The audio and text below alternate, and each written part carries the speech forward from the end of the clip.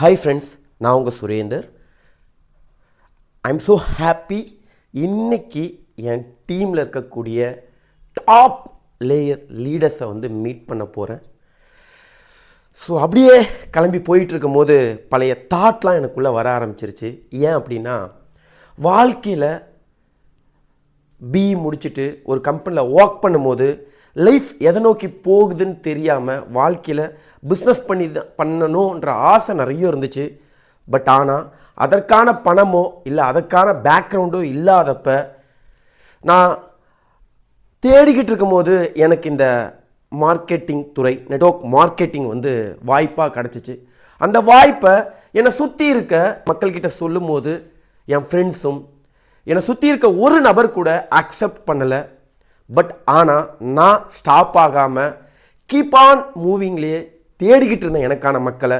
அப்படி எனக்கான மக்களா, என் மனநிலை உடைய மக்களா எனக்கு கிடைச்ச நபர்கள் தான் இன்றைக்கி நீங்கள் பார்க்கக்கூடிய நபர்கள்.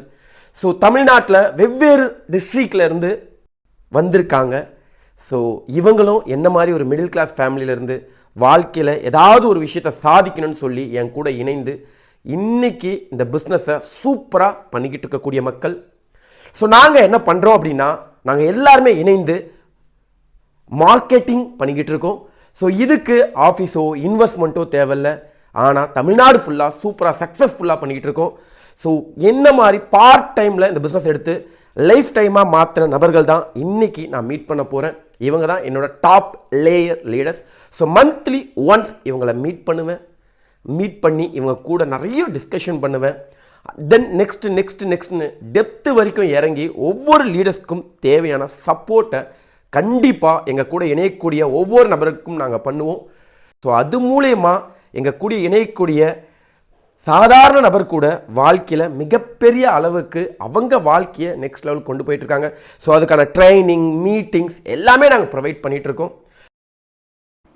ஸோ ஃப்ரெண்ட்ஸ், வாழ்க்கையில் நீங்கள் ஒரு விஷயத்தை எடுத்துட்டீங்க அப்படின்னா உங்களை சுற்றி இருக்க மக்களுக்காக ஸ்டாப் பண்ணாதீங்க, போய்கிட்டே இருங்க. என்ன மாதிரி லைஃப் ஸ்டைல் உங்களுக்கும் கண்டிப்பாக கிடைக்கும்.